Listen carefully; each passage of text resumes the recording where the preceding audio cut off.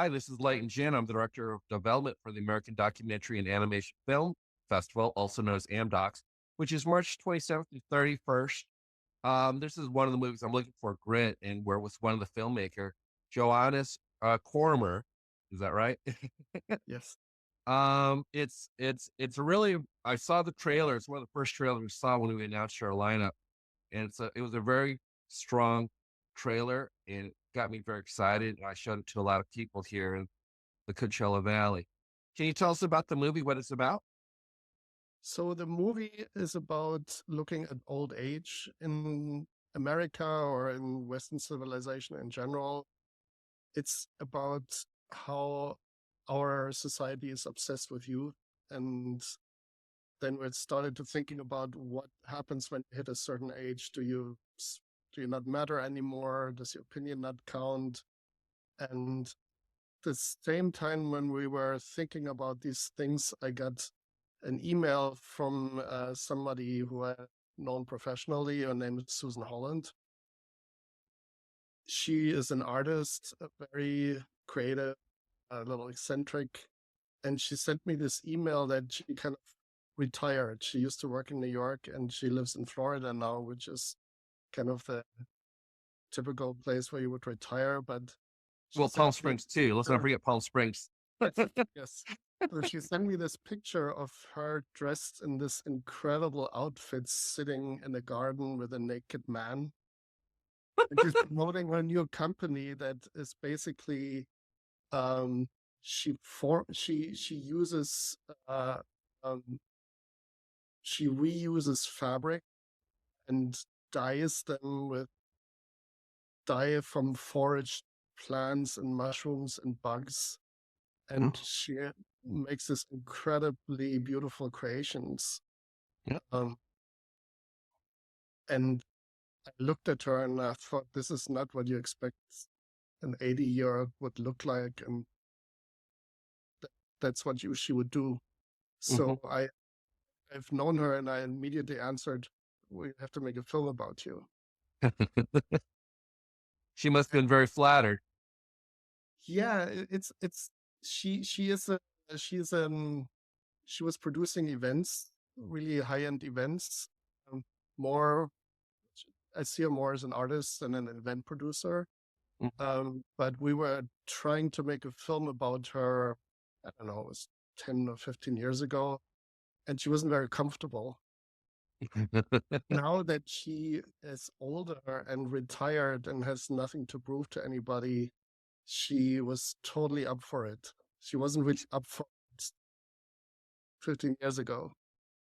She had to wait till she was 80 before she was comfortable in her own skin, huh? Then, Sometimes it takes a while. Um, and through the through the course of making this, I gotta assume just it must have been inspiring to focus on some of the people you. But was it just on her, or was there other people you focused on?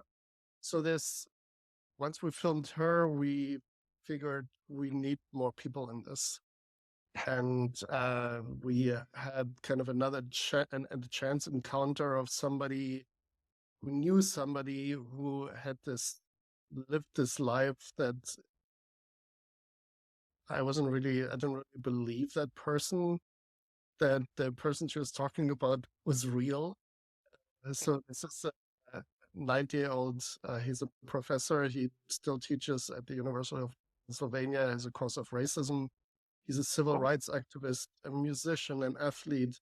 It's really incredible what this man has lived through. He founded schools.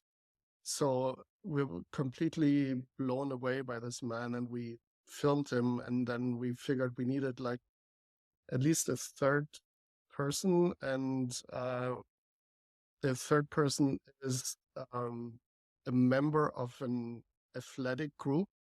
It's a group that was founded in Harlem, and they do exercises on bars, and they're called bartenders. So they have these incredibly creative, amazing exercises that they do on playgrounds. And I asked them, I knew them also, and I asked them, who's your oldest member? And their oldest member is 73. And he was like this really incredible guy who also lived like an amazing life and is very inspiring. So with these three people, we thought, okay, this is a short film. Well, it also sounds very inspiring. What was it like for you to go through and learn about their lives? What was it like for you to learn about them and just to see how active and productive they are at this later age? They lit. First of all, it's yes, we're kind of curious because we, again, in our society, we're really more exposed to what's life like when you're 30 or 40. The Mhm. best people under 30, the best people under 40. But Mhm. nobody wants to know what life is like when you're 80. Yeah. So one thing, but then the other thing is that, they've shown us the world in a way that I've never seen it before. For instance, Susan lives in Miami. I think of many things when I think of Miami, but I didn't think of this lush, diverse place that she lives in. She knows all these people and the restaurants, and she has this black hairdresser, and it's just amazing to see Miami from her perspective. Oh, wow. That sounds great. Mm. But you are right about age. I was in an industry where all the veterans were let go. I was in journalism. They let a lot of veterans go. They hire a lot of college students. Now the college students are very talented, but they don't have institutional knowledge.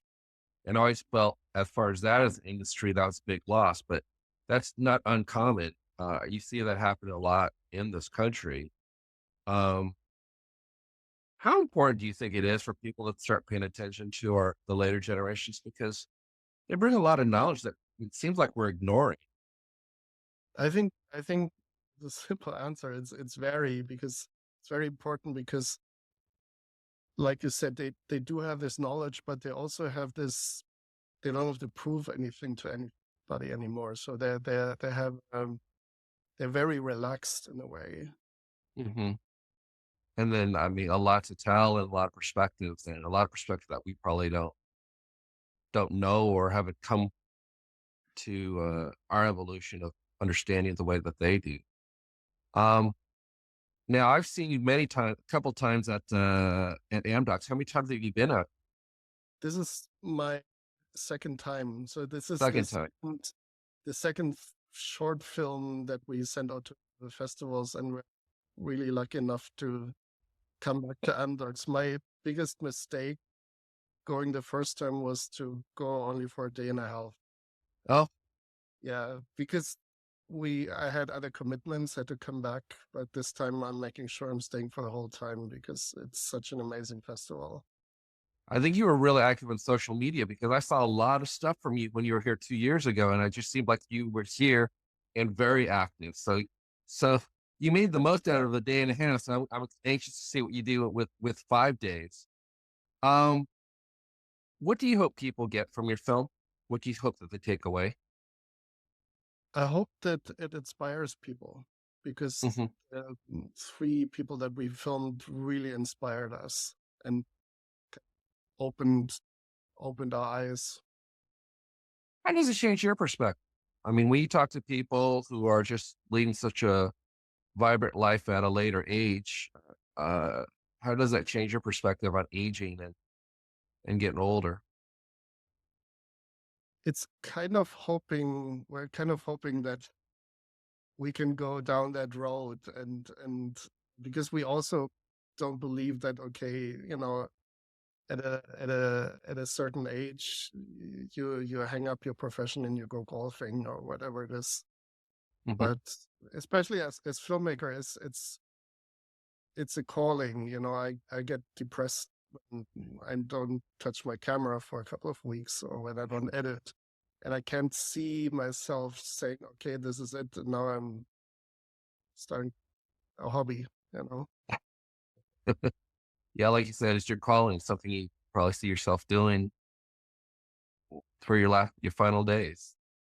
Um, and then let's get back to Palm Springs. What was your favorite part of the day and a half when you were out? It was meeting so many incredible other filmmakers, Mhm. and seeing their films. I still they're still in my head. Like, to me, a mark of a good film is if you're still thinking about it the next day. I still think about films that I've seen at AmDocs, and it's really so special because a lot of these films you only get to see at festivals. Hmm. And then what are some of the films that you still remember to this day that sticks out to you? So uh, I can come up with a title, but Okay. in the same block that we were filming, that our film was showing, it was about a monastery in California, and Oh, I saw that one. a feature. And really, one thing that actually struck me, that in the beginning it was basically about a harvest, and um, it ended up the harvest almost went very, very wrong. And one thing that kind of struck me initially, it was like missing a little bit of drama here. And then I realized these monks are so chill that this is how they handle, really serious situation. I remember that film. I think I was there for that one too. Um, how important do you think documentaries are? Because when we talk about films and commercial films, you're right, they focus on younger people, the younger audience, but this is an independent film and they focus on a lot of different stories. And I don't know if a lot of people would focus on a story like this, as fascinating as it is. Can you talk to me about that and the importance of independent filmmakers, especially in this day? I think, to me, especially when we think about, how commercial filmmaking has become, and now with the influence of AI, I think all of this elevates authentic stories. And at the end of the day, to me, I can only speak to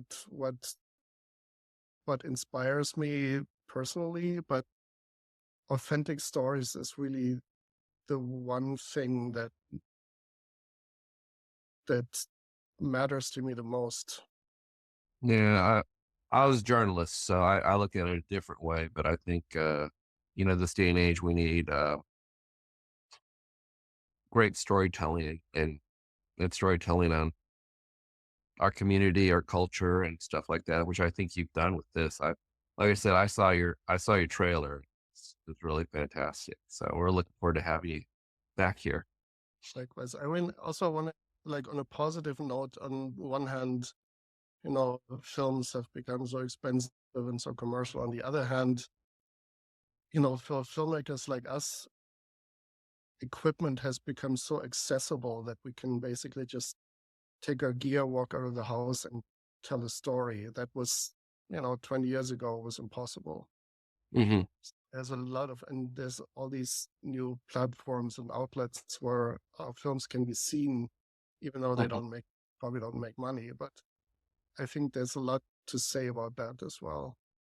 Well, you're right. It is becoming more accessible with I mean, I know a couple of our films were made with cell phones. And, I mean, it's really, sometimes it's more the storytelling than the technical part. Well, thank you so much for joining me today. I really appreciate it. We're looking forward to seeing you back in Palm Springs and looking to you being very active on social media again. 'Cause you're very active where I thought you were here several years and and you're very active and we appreciate it. We appreciate your movie and we're looking forward to Grit. We are a retirement community out here and I think a lot of the people in this community will be inspired by your film as I was inspired by your trailer. Thank you so much. I look forward to coming. So as a reminder, the American Documentary and Animation Film Festival is March 27th through 31st at the Palm Springs Cultural Center. Tickets are on sale now over at www.amdocsfilmfest.com. Johannes, I'm looking forward to seeing you again and looking forward to seeing your film and we'll see you soon. Take care. Thank you.